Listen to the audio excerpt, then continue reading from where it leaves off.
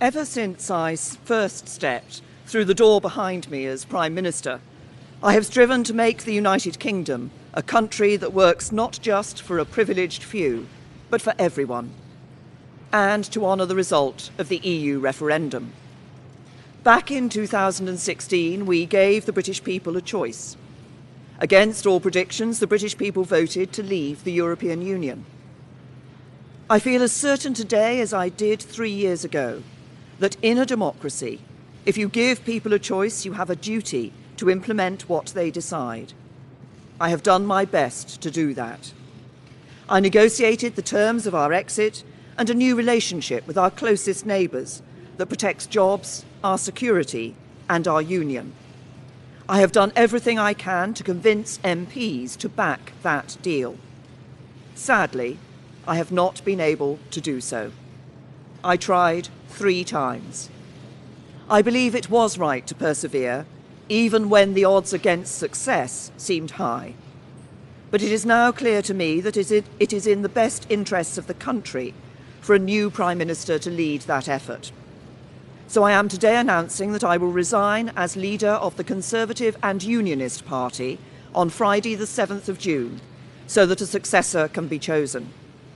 I've agreed with the party chairman and with the chairman of the 1922 committee that the process for electing a new leader should begin in the following week. I have kept Her Majesty the Queen fully informed of my intentions, and I will continue to serve as her Prime Minister until the process has concluded. It is and will always remain a matter of deep regret to me that I have not been able to deliver Brexit. It will be for my successor to seek a way forward that honours the result of the referendum. To succeed, he or she will have to find consensus in Parliament where I have not. Such a consensus can only be reached if those on all sides of the debate are willing to compromise. For many years, the great humanitarian Sir Nicholas Winton, who saved the lives of hundreds of children by arranging their evacuation from Nazi-occupied Czechoslovakia through the Kinder transport, was my constituent in Maidenhead. At another time of political controversy, a few years before his death, he took me to one side at a local event and gave me a piece of advice. He said, "Never forget that compromise is not a dirty word. Life depends on compromise." He was right. As we strive to find the compromises we need in our politics, whether to deliver Brexit or to restore devolved government in Northern Ireland, we must remember what brought us here. Because the referendum was not just a call to leave the EU, but for profound change in our country. A call to make the United Kingdom a country that truly works for everyone. I'm proud of the progress we have made over the last 3 years. We have completed the work that David Cameron and George Osborne started. The deficit is almost eliminated.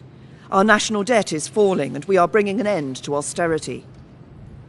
My focus has been on ensuring that the good jobs of the future will be created in communities across the whole country, not just in London and the South East, through our modern industrial strategy. We have helped more people than ever enjoy the security of a job. We are building more homes and helping first-time buyers onto the housing ladder, so young people can enjoy the opportunities their parents did.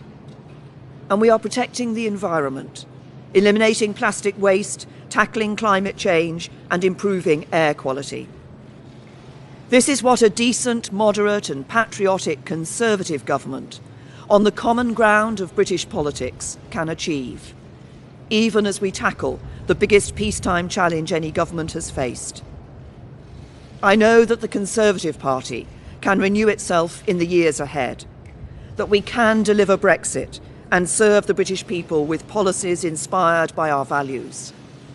Security, freedom and opportunity. Those values have guided me throughout my career.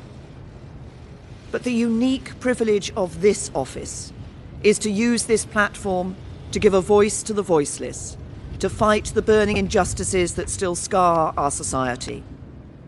That is why I put proper funding for mental health at the heart of our NHS long-term plan. It's why I'm ending the postcode lottery for survivors of domestic abuse. It is why the race disparity audit and gender pay reporting are shining a light on inequality so it has nowhere to hide.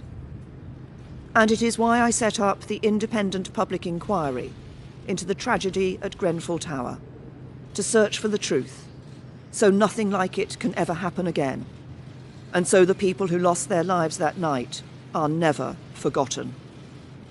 Because this country is a union, not just a family of 4 nations, but a union of people, all of us.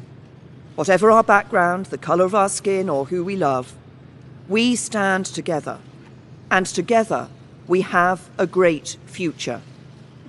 Our politics may be under strain, but there is so much that is good about this country, so much to be proud of, so much to be optimistic about.